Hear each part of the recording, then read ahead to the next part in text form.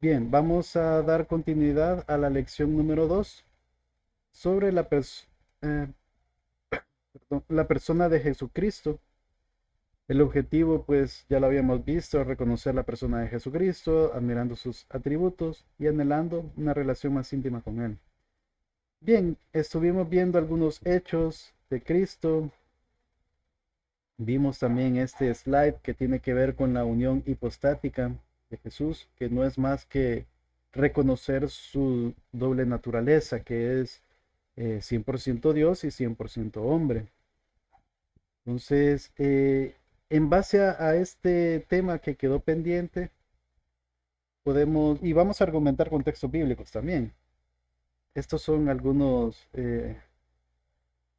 conceptos que se derivan de la unión hipostática de Cristo. El Señor Jesús tiene dos naturalezas, una humana y otra divina.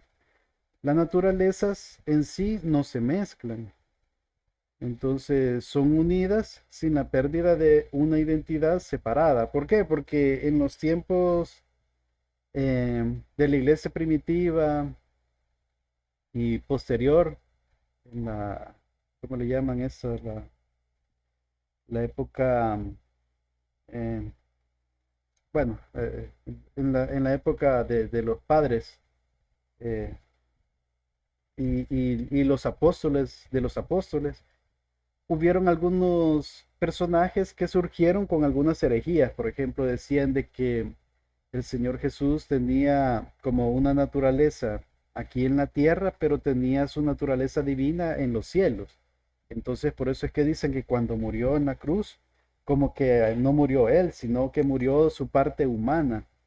Pero esa es una herejía porque realmente Dios, o sea, Jesús tenía que morir como Dios hombre, porque solo él podía pagar el precio por los pecados de toda la humanidad, porque Él es eterno, porque Él es Dios. O sea, entonces, por eso es que no podía haber sido de otra forma. También hay otros tipos de herejías que dicen de que cuando resucitó, Él era como un espejismo, un holograma o algo así.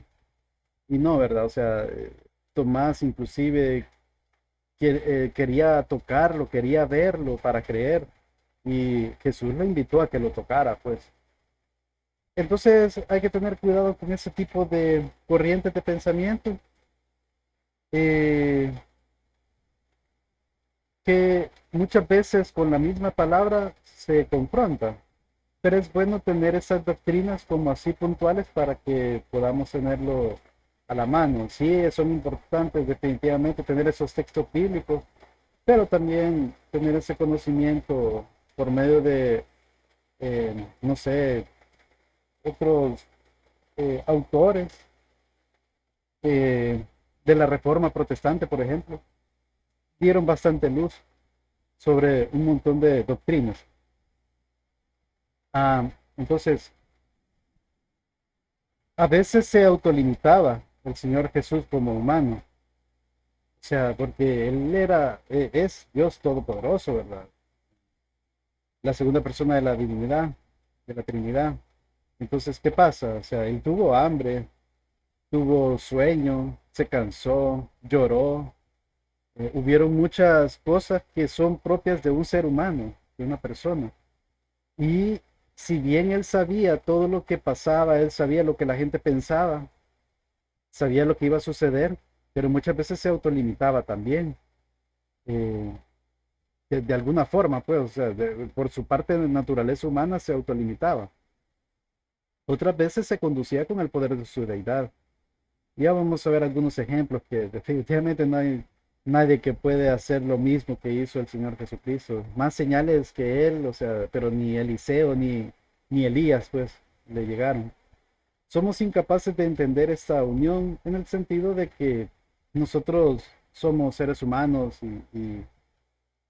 y es un poco, es difícil, pues, o sea, entender a Dios como tal, ¿verdad? Y Jesús es Dios, que se vino, que se encarnó en un ser humano sin relación con el pecado y se hizo pecado por nosotros para darnos salvación y vida eterna, para pagar el precio por nuestros pecados, para rescatarnos. Entonces es un tema un poco complicado, pero sin embargo la base ahí está, ¿verdad? El Señor Jesucristo es Dios y es hombre.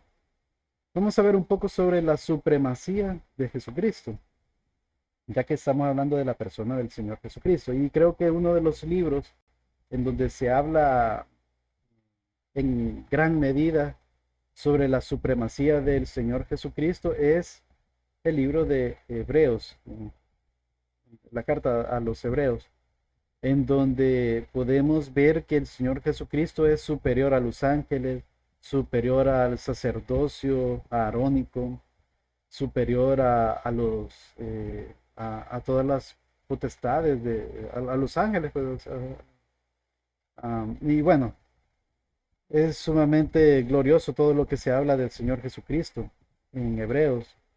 Ah,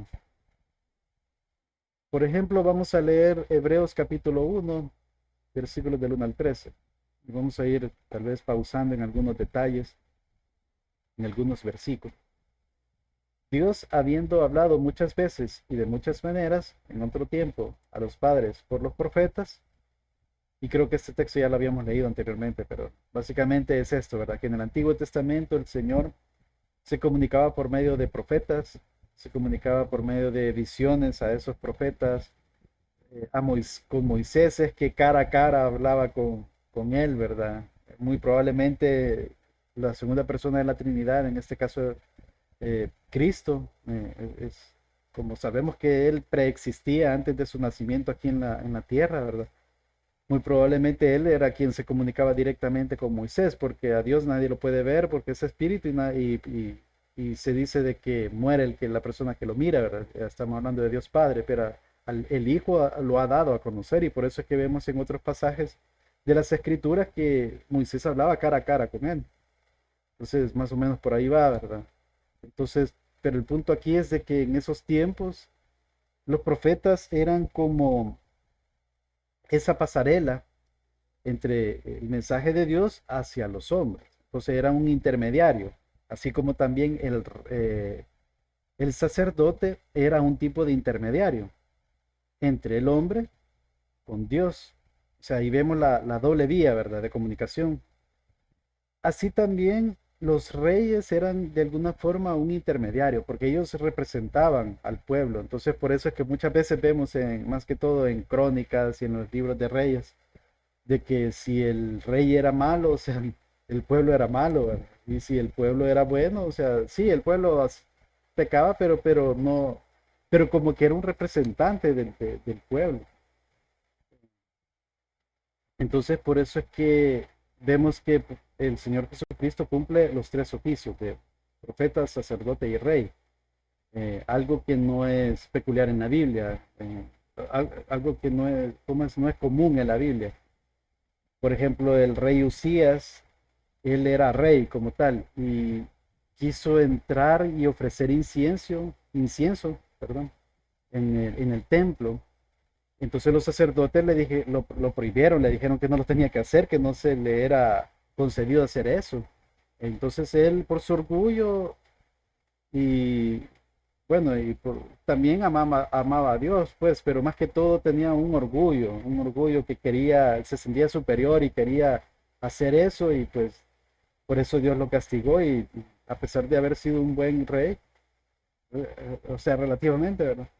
Am, Se llenó de lepra y eso pasó, ¿verdad? Entonces, sí, solo Melquisedec es el único testimonio en el Antiguo Testamento de un rey y sacerdote.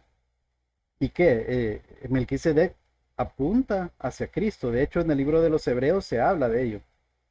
Y se da a entender de que era un tipo sombra del Señor Jesucristo, porque el Señor Jesucristo es sacerdote para siempre, según el orden de Melquisedec, también como se menciona en un salmo. Pero bueno, ahí me estoy yendo por las ramas ahorita. En el versículo número 2 dice, en estos postreros días nos ha hablado por el Hijo, a quien constituyó heredero de todo y por quien asimismo hizo el universo. Ahí podemos ver ese papel importante que tuvo la segunda persona de la Trinidad, el Hijo de Dios, el Señor Jesucristo, que él, por medio de él es que se hizo el universo y más aún, por medio de él se sustenta. ahí dice en el versículo 3, el cual siendo el resplandor de su gloria y las imágenes mismas de su sustancia, en quien sustenta todas las cosas con la palabra de su poder, habiendo efectuado la purificación de nuestros pecados por medio de sí mismo. Se sentó a la diestra de la majestad en las alturas, hecho tanto superior a los ángeles, cuanto heredó más excelente nombre que ellos. Ahí podemos ver la supremacía del Señor Jesús con respecto a los ángeles, que los ángeles son superior un poco en nosotros que nosotros porque ellos pues son seres espirituales, son muy inteligentes, tienen facultades que nosotros no tenemos, pero sin embargo Dios ha tenido preferencia con nosotros porque buena parte de los ángeles, se dice que la tercera parte, ellos fueron probados y fueron desaprobados, ¿verdad? En el sentido de que esos ángeles son caídos, los que fueron desaprobados y ahora son considerados demonios. Mientras, o sea, no se les dio como un chance, así como nosotros tenemos, de poder ser salvos por gracia, mientras que a los ángeles no, Dios no los perdonó, Dios. ¿Por qué? Porque tiene un propósito, ¿verdad?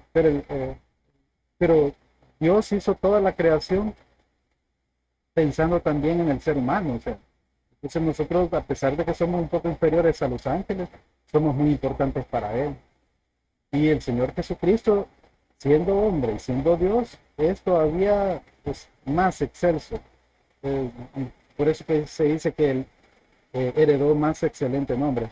Por aquí está lloviendo, espero que no se vaya a oír mucho el sonido de la lluvia. Eh, Luego continúa. Porque ¿cuál de los ángeles dijo Dios jamás, mi hijo eres tú? Yo te he engendrado hoy. Aquí hace referencia, realmente el autor del libro de la carta a los hebreos no lo tenemos con certeza el nombre, muchos teólogos, muchos estudiosos de la palabra mencionan que fue el apóstol Pablo, pero ciertamente no están seguros, o sea, no hay seguridad en eso. Yo creería que sí, fue el apóstol Pablo, parece ser un escrito de él, pero sí, eso no quita el hecho de que todo lo que está en este libro es justamente palabra de Dios, porque no se sale ni a izquierda ni a derecha de lo que dice la palabra.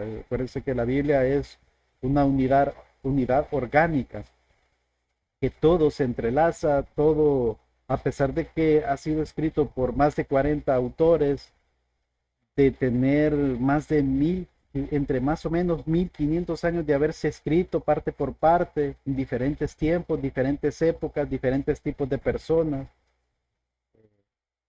Tiene una unidad orgánica eh, impensable, pues, o sea, algo maravilloso que definitivamente tiene que ser palabra de Dios. Es un escrito de, de nuestro propio Dios, o sea, por eso es que el Espíritu Santo fue quien inspiró a quienes escribieron cada libro de la Biblia a escribir, con cada uno con su estilo, ¿verdad? Con su peculiaridad, en su forma de escribir. Por ejemplo, Jonás. Jonás es un libro con un estilo bien diferente, ¿verdad? De cómo el profeta escribió este libro. No sabemos si lo escribió él o fue alguien más, pero probablemente sí fue Jonás. Y así también hay otros libros que totalmente diferentes, por ejemplo, Apocalipsis, en fin, qué bueno que tenemos el libro de Dios dictado o escrito directamente, o sea, la causa final de la Biblia es Dios. Entonces, eso es lo que tenemos que tomar en cuenta. Bien, aquí se hace referencia a varios textos del Antiguo Testamento. Por cuestión de tiempo no los puedo leer todos. Por ejemplo, aquí tenía yo unas notas. Ah, por ejemplo, ese texto bíblico que habla de mi hijo eres tú, yo te he engendrado hoy, lo podemos ver en Salmos capítulo 2, versículo 7. Y es interesante leer, ahorita no lo vamos a hacer por cuestión de tiempo, pero si tienen chance de leer esos textos bíblicos completos, ¿verdad? El capítulo, van a ver que es muy interesante cómo interpretaban la Biblia los autores del Nuevo Testamento, o sea, cosas que nosotros decimos no sé, o sea, que como que no cuadra, ¿verdad? Pero ellos, por inspiración del Espíritu Santo, obviamente, encontraron el enlace o lo que une el Antiguo Testamento, esos textos del Antiguo Testamento con el Nuevo. Entonces, eso nos puede dar luz para conocer mejor al Señor Jesucristo. En este caso, ese salmo es mesiánico y habla del Señor Jesucristo. Y le dice Dios prácticamente a él, mi hijo eres tú, yo te he engendrado hoy. Dando a entender de que tiene un nacimiento en la tierra, ¿verdad? A pesar de que el Señor Jesús tiene una preexistencia, estuvo con el Padre desde el principio, desde antes de la fundación del mundo, o sea, siempre ha estado con el Padre, así como el Espíritu Santo. En otra parte de la escritura dice, y otra vez, ¿verdad? Yo seré a él padre y él me será a mí hijo. Este texto bíblico está en Primera de Crónicas, capítulo 17, versículos del 12 al 14.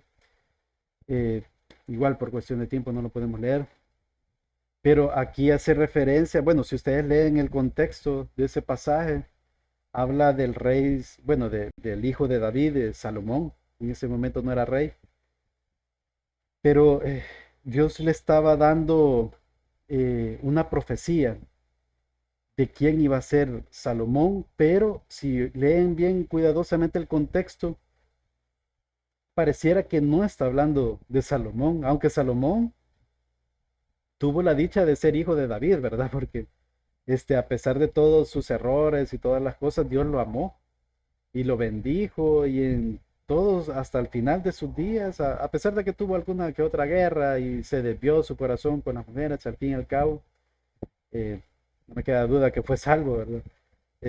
Porque Dios lo amó eh, por la promesa que le hizo a David y de su descendencia vino el Mesías también. Lo podemos ver en la genealogía, no me acuerdo si en Mateo o en Lucas, pero ahí está Salomón.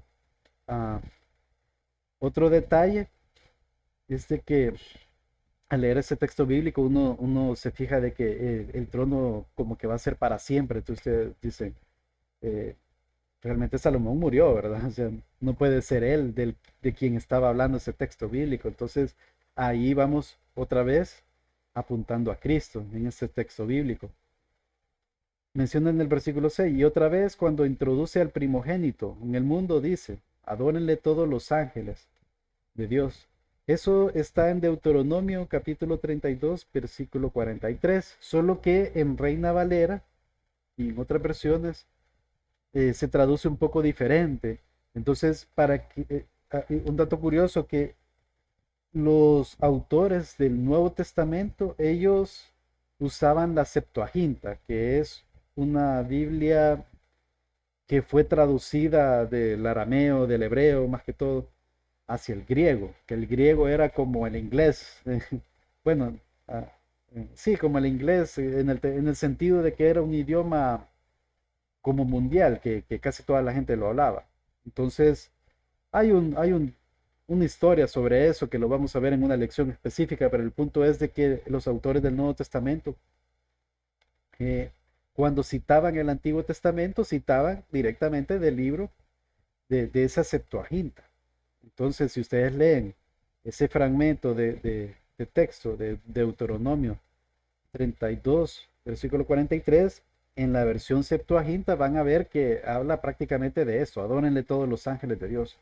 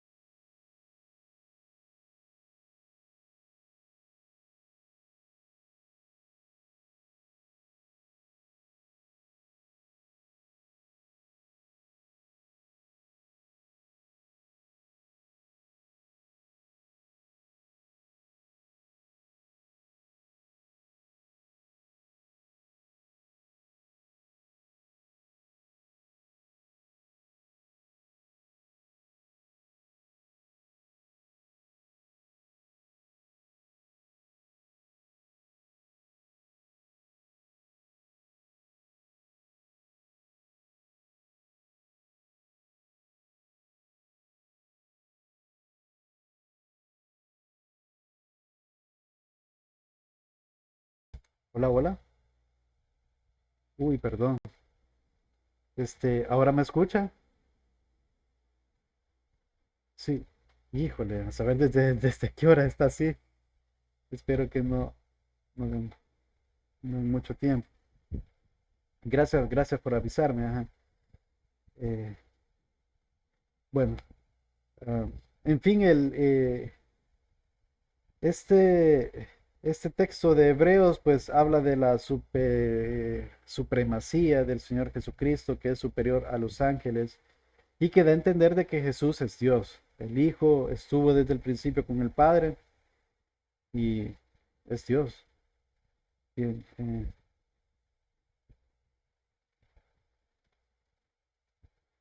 a ver qué pasó aquí. Entonces, en el versículo número 2 vemos que es heredero y por quien hizo el universo. En el versículo 3 vemos que es el resplandor de su gloria y sustenta todo. En el versículo 8 vemos que es nombrado como Dios por el Padre. El mismo Padre habla del Señor Jesucristo, en este caso de la segunda persona de la Trinidad o el Hijo, como Dios. En el versículo 9 habla de que el Hijo es justicia, un atributo, perfección propiamente de Dios. Y en el versículo 10 es nombrado como Señor por el Padre. El mismo Padre le dice al Hijo Señor. Es lo que les decía, ¿verdad? Que Dios hablando de él mismo en tercera persona, o sea, es una pluralidad. Bien, él posee atributos que solo Dios tiene. Esto ya lo vimos más o menos, ¿verdad? Por ejemplo, la eternidad. Eso también ya lo leímos en Juan 8, versículo pues 58. Jesús les dijo, de cierto os digo, antes que Abraham fuese yo soy. En Hebreos capítulo 1, versículos del 10 al 12. Y volvemos a lo mismo. Tú, oh Señor, en el principio fundaste la tierra y los cielos son obra de tus manos. Ellos perecerán, mas tú permaneces. Ahí habla de que sus años no acabarán, o sea, es eternidad. Es omnipresente. ¿Qué significa la omnipresencia? La omnipresencia es que está presente en todas partes, o sea, no hay lugar donde nos podamos ocultar de Dios. En este caso, hablamos del Señor Jesucristo. Él mostró en su ministerio aquí en la tierra que efectivamente era omnipresente y obviamente lo es hoy en día.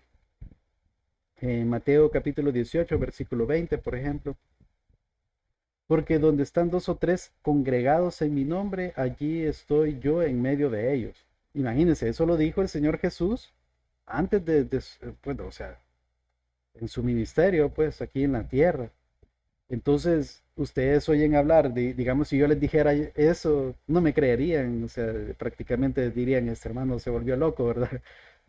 Pero el Señor Jesucristo lo dijo porque Él es Dios. Y, y bueno, o sea, ahí donde están dos o tres congregados en el nombre del Señor Jesucristo, ahí está en medio de ellos.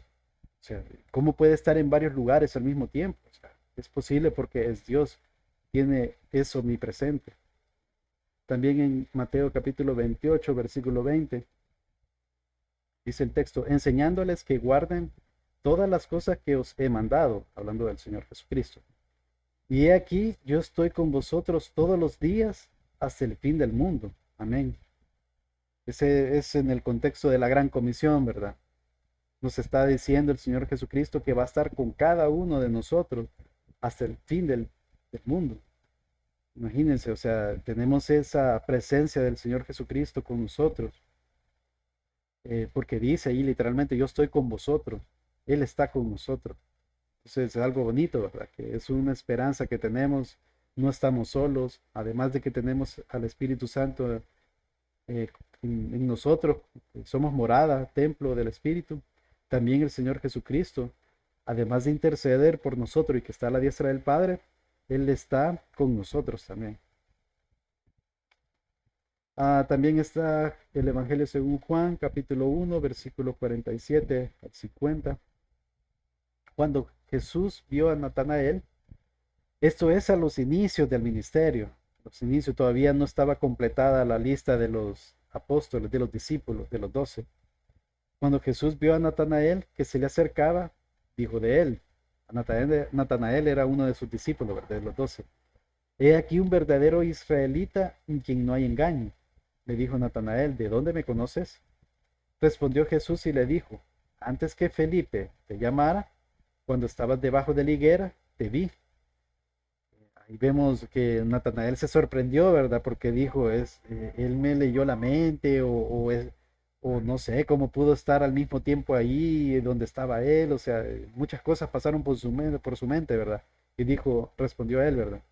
Rabí, tú eres el Hijo de Dios, tú eres el Rey de Israel. Imagínense que los apóstoles como eran de especiales, ¿verdad? Ellos, por inspiración del Espíritu Santo, seguramente, ellos reconocieron al Mesías, reconocieron que el Señor Jesucristo no solamente era el que había de venir, sino que era el Hijo de Dios. Y con algo tan, bueno, que no es sencillo, o sea, porque decirle a alguien qué es lo que estaba haciendo sin yo estar presente, o sea, eso no cualquiera lo va a hacer, ¿verdad? Pero igual, o sea, en este caso Natanael se sorprendió mucho y reconoció la identidad del Señor Jesucristo. En el versículo 50 dice, respondió Jesús y le dijo, porque te dije, te vi debajo de la higuera, ¿crees? Cosas mayores que esta verás. Y definitivamente ellos las vieron, ¿verdad? Y nosotros tenemos algunas de ellas, quizás las más relevantes, o no sé, las que nos quiso revelar el Padre, lo tenemos en la Biblia. Eh, Luego tenemos la omnisciencia, otro atributo o perfección de Dios, que solo Dios tiene. En este caso, la omnisciencia tiene que ver con saberlo todo, o sea, Dios todo lo sabe. En este caso vemos este atributo en el Señor Jesucristo también. Vamos a ver Mateo capítulo 16, versículo de 21. Desde entonces comenzó Jesús a declarar a sus discípulos que le era necesario ir a Jerusalén y padecer mucho de los ancianos, de los principales sacerdotes y de los escribas, y ser muerto y resucitar al tercer día. El Señor Jesús, aparte, bueno, sabemos que es Dios, ¿verdad? O sea, Él ya sabía todo lo que iba a pasar, eh, pero es por eso mismo, por ese atributo de omnisciencia, Él todo lo sabe. Además tenía las escrituras y desde muy pequeño vemos testimonios, por ejemplo, cuando se quedó en el templo y se les perdió a María y a José, ¿verdad? Podemos ver que él estudiaba la palabra, los escritos del Antiguo Testamento. Y, eh, y bueno, o sea, él ya sabía, ya tenía como claridad o sea, había interpretado correctamente toda la escritura, obviamente, porque poco a poco iba creciendo, obviamente, y no sé, o sea, ese es un misterio. Yo no sé si desde el principio él ya sabía que era Dios o a medida iba creciendo, no sé, o sea, eso es algo que quizás le voy a preguntar al Señor cuando estemos en el paraíso, ¿verdad? En el cielo. Pero, pero en fin, o sea, ahí podemos ver de que ahí se aplica la omnisciencia en Jesús, ¿verdad? Que él ya sabía todo lo que iba a pasar, ya sabía lo que iba a padecer. Por eso es que cuando estaba en Getsemaní y que estaba eh, afligido por lo que iba a pasar, que hasta caían el sudor como sangre, ¿verdad? Eh, Estaba en una situación de estrés grande, ¿verdad? O sea, estaba sumamente acongojado porque sabía qué es lo que iba a pasar, pues, o sea, y es diferente, vaya, por ejemplo, si uno va en la vida, ¿verdad? Y algo desastroso le pasa a uno, digamos que se golpea o algo, uno pues, o sea, bueno, pasó, ¿verdad? No se puede hacer nada, pero cuando uno sabe de antemano, por ejemplo, que hay una persona que me va a dar una golpiza, ¿verdad? Y yo sé que va a pasar, o sea, creo que eso como que aflige más, ¿verdad? Entonces más o menos ese es como, habría que verlo o entender el Señor Jesucristo por eso, ¿verdad? De que Él ya sabía lo que le iba a pasar y a pesar de eso, por amor, y por eso le dijo al Padre, ¿verdad? Que si fuera posible apartar de él esa copa, pero obviamente no, ¿verdad? O sea, tenía que pasarlo. Y pues, y gracias a Dios que así fue, porque fue exitoso. También en Lucas capítulo 6 versículos del 6 al 11. Aconteció también en otro día de reposo que él entró en la sinagoga y enseñaba. Y estaba allí un hombre que tenía seca la mano derecha. Y le acechaban los escribas y los fariseos para ver si en el día de reposo lo sanaría, a fin de hallar de qué acusarlo. Ellos eran bien legalistas, ¿verdad? El día de reposo, pues había una gran cantidad de normas. Por poner un ejemplo, una de ellas es de que eh, se oye un poco ridículo, pero si, digamos, una mamá tiene a su hijo en brazos, por el tema de ser su mamá estaba permitido, según la Mishnah, creo que se llama, no me acuerdo, eran según tradiciones de los judíos. Pero si el niño cargaba una roca o algo, hubieron discusiones para saber si realmente la mamá estaba cargando algo, porque el hecho de cargar algo en día de reposo era condenado. Entonces, cosas así, cosas que pensaban ellos. Por ejemplo, eh, cuando se considera que una persona hace un viaje. Digamos, si yo camino tantos pasos, eso no se considera un viaje, ¿verdad? Porque hacer un viaje en día de reposo estaba prohibido. Entonces ellos habían contado, no me acuerdo si eran 100 pasos, pero había un número de pasos que si uno hacía más de esa cantidad de pasos, estaba pecando, o sea, estaba incumpliendo el día de reposo y así tenían una gran cantidad de reglas humanas que en la palabra no estaba, pues. Entonces, eh, prácticamente el sanar en día de reposo, el Señor Jesucristo nos explica que no es malo. Y ahí lo vamos a leer. Quiero ver, dice a fin de, ajá, el versículo 8, mas él conocía los pensamientos de ellos y dijo al hombre que tenía la mano seca, levántate y ponte en medio. Y él levantándose se puso en pie. Entonces Jesús le dijo, os preguntaré una cosa, ¿es lícito en día de reposo hacer bien o hacer mal? ¿Salvar la vida o quitarla? Y mirándolos a todos alrededor, dijo al hombre, extiende tu mano. Y él lo hizo así y su mano fue restaurada. Y ellos se llenaron de furor y hablaban entre sí qué podrían hacer contra Jesús. O sea, aquí vemos que él hizo un milagro, algo bueno por esa persona que a saber cuánto tiempo tenía ese problema, que pues, no sé, o sea, y tuvo la oportunidad de estar cerca del Señor Jesucristo y él pues vino a salvar y a sanar a muchas personas también como parte de su ministerio, como lo dice en la palabra. ¿Por qué no lo iba a hacer? Si solo por ser día de reposo. Entonces, ahí vemos un principio importante, que en día de reposo es lícito hacer lo bueno, aunque eso conlleve hacer un trabajo. Eh, Pero bueno, aquí el punto es la omnisciencia, ¿verdad? Quiero ver. Sí, yo creo que me equivoqué, ¿verdad? Creo que no, en el versículo 8, más él conocía los pensamientos de ellos, ese era el punto aquí, que él sabía lo que estaban pensando los fariseos. Además de que los conocía, ¿verdad? Como les digo, ellos tenían un montón de reglas, así que, que hasta eran un poco risibles, pero igual, o sea, él conocía, ahí la palabra nos dice que conocía los pensamientos de ellos. Entonces, es Dios, ¿verdad? También tenemos a Lucas capítulo 11, versículos 16 al 17. Otros para tentarle le pedían señal del cielo. Y es bien curioso, ¿verdad? Porque el Señor Jesús hizo tantas señales, hizo multiplicación de peces, o sea, de la nada, creó alimento, o sea, prácticamente ahí nos demostró de que Él es el creador del universo, ¿verdad? Porque de la nada nada sale, según la lógica, ¿verdad? Pero sin embargo, el Señor Jesús multiplicó esos panes. ¿Y cómo es eso de que se iba a multiplicar? O sea, prácticamente de la nada salieron ese alimento. Entonces, eh, pero igual, o sea, hay mucha gente que tenía cegado el entendimiento, los ojos, ¿verdad? Para poder ver que se estaban cumpliendo las profecías del Mesías. Entonces, en el versículo 17 dice, mas él conociendo los pensamientos de ellos, les dijo: todo reino dividido contra sí mismo es asolado, y una casa dividida contra sí mismo cae. Entonces ahí hay un contexto, ¿verdad? Una enseñanza, pero aquí en el meollo del asunto es eso de que más él conociendo los pensamientos de ellos. O sea, la gente no tenía que él que preguntarle a las personas o preguntar a otros sobre algunas personas. Él sabía perfectamente quién era cada una de las personas que estaba a su alrededor. Sabía lo que estaban pensando.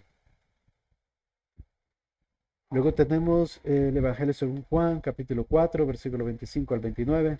Le dijo la mujer: sé que ha de venir el Mesías. La mujer samaritana, sí, llamado el Cristo. Cuando Él venga, nos declarará todas las cosas. Jesús le dijo: yo soy el que habla contigo. En esto vinieron sus discípulos y se maravillaron de que hablaba con una mujer. En el contexto cultural era un poco extraño de que, primero, de que un judío hablara con un samaritano, y ahora, de ribete, era una mujer que en ese tiempo también había como como que había una brecha más grande, ¿verdad? Entre la diferencia entre un hombre y una mujer. Entonces, por eso es que se maravillaron.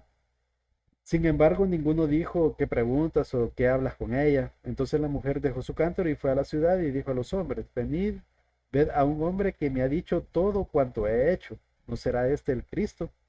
Efectivamente, él le preguntó de que dónde estaba, que llamara a su marido. Y, y ella dijo que no tenía. Y bueno, o sea, él prácticamente le dijo la verdad, ¿verdad? De las cosas. Entonces, ahí podemos ver la omnisciencia del Señor. Y hay muchos más textos bíblicos, pero realmente yo me voy a enfocar en estos principales. De hecho, ya casi terminamos la hora, bien rápido se pasa. Jesús conoce a todos los hombres en Juan capítulo 2, versículos del 23 al 25. Estando en Jerusalén en la fiesta de la Pascua, muchos creyeron en su nombre, viendo las señales que hacía. Pero Jesús mismo no se fiaba de ellos, porque conocía a todos y no tenía necesidad de que nadie le diese testimonio del hombre, pues él sabía lo que había en el hombre. Ahí el autor, apóstol Juan, que escribió este evangelio, nos da esta nota del autor, ¿verdad? En donde claramente menciona eso, de que Jesús sabía todo lo que la gente pensaba, quiénes eran, de dónde venían, inclusive hacia dónde iban, ¿verdad? También vemos la omnipotencia en el Señor Jesucristo, un atributo que definitivamente este solo lo tiene Dios. De hecho, estos cuatro atributos solo están presentes en Dios Dios. O sea, porque hay atributos o perfecciones de Dios que nosotros, que se les conoce como comunicables, en el sentido de que nosotros podemos de alguna forma tenerlos o actuar a medida de tenerlos, porque somos a imagen y semejanza de Dios. Por ejemplo, el amor, la justicia, son atributos comunicables que nosotros podemos actuar con justicia, por ejemplo, podemos amar también, mientras que estos son propios de Dios, la eternidad. O sea, nosotros tenemos un principio y de ahí somos infinitos, ¿verdad? Pero no somos eternos, no existimos, no tenemos una preexistencia desde que venimos a este mundo. Eh, no estamos al mismo tiempo en todo lugar, ¿verdad? Sino que nosotros nos regimos en un espacio y tiempo en donde estamos ahorita, ¿verdad? La omnisciencia, nosotros no lo sabemos todo, solo sabemos lo que vamos aprendiendo a medida vamos creciendo y muchas cosas se nos olvidan, ¿verdad? Omnipotencia, eso es que todo lo puede. Obviamente nosotros hay muchas cosas que quisiéramos hacer y no podemos, pero en este caso Dios sí, y el Señor Jesucristo lo mostró también. Vamos a ver Marcos capítulo 5, versículos del 11 al 15. Estaba allí cerca del monte un gran hato de cerdos, paciendo, y le rogaron todos los demonios diciendo: envíanos a los cerdos para que entremos en ellos. Y luego Jesús les dio permiso, y saliendo ellos, aquellos espíritus inmundos entraron en los cerdos, los cuales eran como 2000. Y perdón, se precipitó en el mar por un despeñadero y en el mar se ahogaron. Y los que apacentaban los cerdos huyeron y dieron aviso a la ciudad y en los campos y salieron a ver qué era aquello que había sucedido. Bien, vienen a Jesús y ven al que había sido atormentado del demonio, que había tenido la legión, sentado, vestido y en su juicio cabal, y tuvieron miedo. Bien, esta es la historia del endemoniado Gadareno, ¿verdad? En donde, no sé, la historia de que él tenía una legión de demonios prácticamente en él, y pues el Señor Jesucristo hizo de que estos demonios entraran en los cerdos, algo que, o sea, que no sé, o sea, por eso es que es omnipotente, él puede hacer lo que quiere, ¿verdad? Con un propósito, obviamente. Ahí lo que nos quiere dar a entender de que era todopoderoso, pues. O sea, los mismos demonios sabían quién era el Hijo de Dios y por eso es que le rogaron que los enviara a los cerdos, porque ellos sabían perfectamente que lo podía hacer. Entonces, pasó lo que pasó, ¿verdad? Luego tenemos Juan capítulo 5 versículos del 16 al 19. Y por esta causa los judíos perseguían a Jesús y procuraban matarle, porque hacía estas cosas en el día de reposo. Eso fue como una excusa que ellos tomaban, ¿verdad? Que veían de que como que no lo cumplía, pero realmente él sí lo cumplía. Lo que pasa es que había sido tergiversado. El intérprete de la ley es el creador de la ley, en este caso Jesús como Dios, o sea, él es el autor con el Padre y el Espíritu Santo de la ley. O sea, ¿quién más para explicarnos la ley que el mismo creador de la ley? Entonces, en el versículo 17, y Jesús les respondió, mi padre hasta ahora trabaja y yo trabajo. Eso es un buen punto, ¿verdad? Un punto muy discutible, teológicamente hablando, pero no nos vamos a meter mucho en ese espacio, pero lo que sí quiero aclarar es de que el Señor Jesús nunca pecó. O sea, no pecó con el tema del día de reposo, sino más bien lo interpretó como fue desde el principio. Entonces en el versículo 18 dice, por esto los judíos aún más procuraban matarle, porque no solo quebrantaba el día de reposo a su concepción, sino que también decía que Dios era su propio Padre, haciéndose igual a Dios. Ellos lo tenían clarísimo, porque nosotros cuando oímos hijos de Dios, ajá, o sea, hay gente que hasta dice que todos somos hijos de Dios. No me acuerdo qué artista de música cristiana, me parece, dijo eso, de que todos, no, el Papa creo que fue que dijo de que todos éramos hijos de Dios, o sea, sean musulmanes o etcétera. Creo que el Papa fue el Papa Francisco. Pero eso es mentira, o sea, ah, los hijos de Dios son efectivamente quienes el Señor Jesucristo pagó el precio por sus pecados. En este caso, los que tenemos fe en el Señor Jesucristo. No todos son hijos de Dios. De hecho, el Señor Jesucristo les dijo a los fariseos que vosotros sois de vuestro padre el diablo, les dijo. O sea que una de dos, o somos hijos de Dios o somos hijos del diablo. Entonces, no es cierto que todos somos hijos de Dios. Entonces, en este caso, los judíos lo tenían claro. Alguien que dice ser hijo de Dios se está haciendo como Dios, porque Dios es único, es tres veces santo, es apartado, o sea, no hay nadie, nada que se le parezca a Él. Entonces, alguien que dice ser hijo de Dios, significa que tiene la misma esencia, la misma naturaleza que Dios, por ende, se está haciendo Dios. Ellos lo tenían bien claro. Ellos lo tenían bien claro. Ahora es que nosotros meditamos en este tipo de cosas, ¿verdad? Bueno, no nosotros, ¿verdad? Sino que otras denominaciones no miran al Señor Jesucristo como Dios, sino que dicen que es el primer ser creado, o, o bueno, en otras religiones, lo miran como un profeta, un maestro, pero no, o sea, él es Dios, o sea, Él es Dios. Eh, entonces en el versículo 19 respondió entonces Jesús y les dijo, de cierto os digo, no puede el Hijo hacer nada por sí mismo, sino lo que ve hacer al Padre, porque todo lo que el Padre hace también lo hace el Hijo igualmente. Para que el Señor Jesús diga eso, pues obviamente Él está con el Padre, ¿verdad?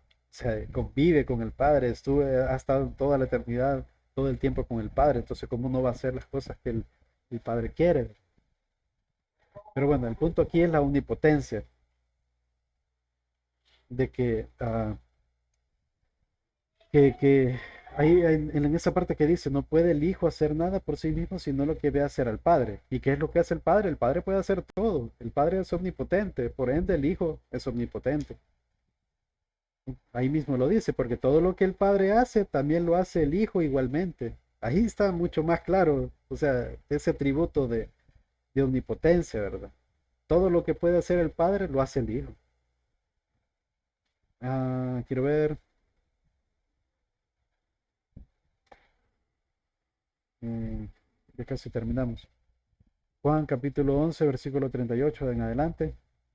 Jesús, profundamente conmovido, otra vez vino al sepulcro. Era una cueva y tenía una piedra puesta encima. Este es sobre la resurrección de Lázaro. Dijo Jesús, quita la piedra. Marta, la hermana del que había muerto, le dijo, Señor, hiede ya, porque es de 4 días. Jesús le dijo, no te he dicho que si crees, verás la gloria de Dios. Entonces quitaron la piedra de donde había sido puesto el muerto. Y Jesús, alzando los ojos a lo alto, dijo, Padre, gracias te doy por haberme oído.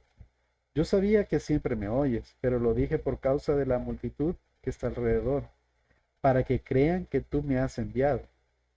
Y habiendo dicho esto, clamó a gran voz, Lázaro, ven fuera. Y el que había muerto salió, atadas las manos y los pies con vendas y el rostro envuelto en un sudario. Jesús le dijo, desatadle y dejadle ir. Y podemos ver que el Señor Jesús resucitó a Lázaro. Y obviamente Lázaro después murió, ¿verdad? Posteriormente, o sea, como todos nosotros, nos llega el tiempo, ¿verdad? Pero el punto aquí es de que demostró ese poder, ese, ese empoderamiento que tiene como el Hijo de Dios, de poder dar vida a quien Él quiere. En este caso, eh, ah, bueno, creo que más claro no puede ser, ¿verdad? Marcos, creo que, no, creo que ya terminamos con esta parte. Como que me hizo falta esa de Mateo. Ajá. Bueno, pero por cuestión de tiempo vamos a ir a la otra slide. Pues a ver si terminamos esta parte. Él hace obras que solo Dios puede hacer. Por ejemplo, perdón de pecados.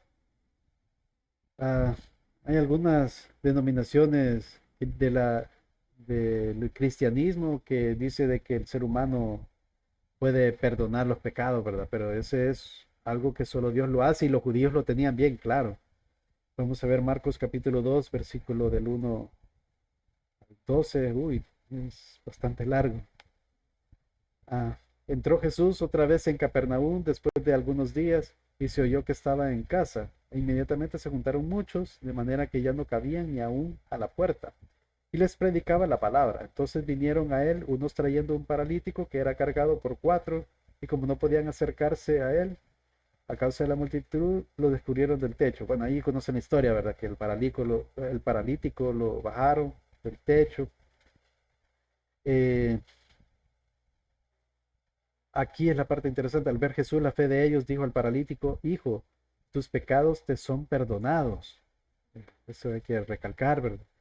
Estaban allí sentados algunos de los escribas, que ellos son los como, bueno, eran como representantes del pueblo, pero también eran estudiosos de la palabra, sumamente estudiosos, los cuales cavilaban en sus corazones. ¿Por qué habla este así? O sea, ellos pensando en sus adentros, ¿qué es lo que está pasando? Esto es blasfemia, decían. ¿Quién puede perdonar pecados si no solo Dios? Ellos lo tenían bien claro, solo Dios puede perdonar pecados, solamente. Y conociendo luego Jesús en su espíritu, que cavilaban de esta manera dentro de sí mismo, volvemos a la omnisciencia del Señor Jesús, les dijo, ¿por qué caviláis así en vuestros corazones? ¿Qué es más fácil decir al paralítico, tus pecados te son perdonados? O decirle, levántate, toma tu lecho y anda. Realmente esa pregunta es complicada porque yo considero que es más difícil eh, decirle a alguien que los pecados son perdonados. Aunque si solo es de decir, es mucho más fácil, pero en este caso levántate, toma tu lecho y anda, es hacer un milagro visible ante todas las personas, mientras que el perdón de los pecados, yo lo podría decir, pero ¿quién me garantiza de que lo que yo diga así es, verdad? En este caso, es una pregunta comparativa, pero aquí dice, ¿verdad? Pues para que sepáis que el Hijo del Hombre tiene potestad en la tierra para perdonar pecados. En este caso, el Hijo del Hombre es un título que propio de Jesús, no de nosotros. Nosotros somos hombres, pero el Hijo del Hombre como tal es el Señor Jesucristo. Entonces le dijo al paralítico, a ti te digo, levántate, toma tu lecho y vete a casa. Entonces él se levantó enseguida y tomando su lecho salió delante de todos, de manera que todos se asombraron y glorificaron a Dios diciendo, nunca hemos visto tal cosa. Ahí podemos ver que efectivamente el Señor Jesucristo tiene la potestad de perdonar pecados porque es Dios. Y ahí lo tenían claro los judíos. ¿Quién puede perdonar pecados si no solo Dios? Ahí estaba la respuesta. Jesús es Dios. Bien, ya son las 6:30, entonces por cuestión de tiempo nos vamos a quedar hasta aquí. No sé si hay alguna pregunta, algún comentario. Van a disculpar los problemas con el audio que tengo ahorita. Voy a tener que, no sé si comprar otra cosa de estos o revisar bien la configuración, pero esperemos que estemos mejor la otra semana. Bien, no sé si hay alguna consulta, algún detalle que quieran mencionar. Ok, tendría que no. Bueno, muchas gracias por su asistencia, hermanas, hermanos. Eh, que el Señor le bendiga y pues vamos a orar para cerrar este tiempo y que podamos tener un buen descanso esta noche. Bien, Padre, gracias te damos por este día. Gracias, Señor, por tu palabra. Gracias, Señor, porque podemos meditar en ella y aprender mucho sobre ti, sobre lo que quieres, sobre nosotros y para que podamos ser eh, de bendición para otros, Señor, pudiendo compartir tu palabra con otros. Te rogamos, Señor, que podamos ponerla en práctica, que seamos oidores y hacedores de tu palabra. Ordena y endereza nuestros pasos, Señor, para poder vivir una vida que te agrade, que podamos reflejar tu luz a los demás, que podamos ser instrumento tuyo de edificación y expansión de tu reino, Padre. Te damos las gracias por este tiempo. Bendice a mis hermanas, a mis hermanos, Señor, mis hermanos que en retransmisión podrán ver el video. Te rogamos, Señor, que pueda ser de edificación para todos, que podamos seguir adelante, Señor, aprendiendo y conociendo más de ti y meditando de tu palabra, Señor, que podamos guardar este tiempo para ello. Te pedimos, Señor, que bendigas la vida de todos los que estamos aquí, Señor, reunidos y los que verán en retransmisión. Bendice las familias representadas. Danos un buen descanso, Señor, en esta noche. Y gracias te damos por todo. Bendícenos, Señor. En Cristo Jesús te damos las gracias por todo. Amén y amén. Bien, muchas gracias. Que Dios les bendiga. Nos vemos Dios mediante la otra semana. Adiós. Bendiciones.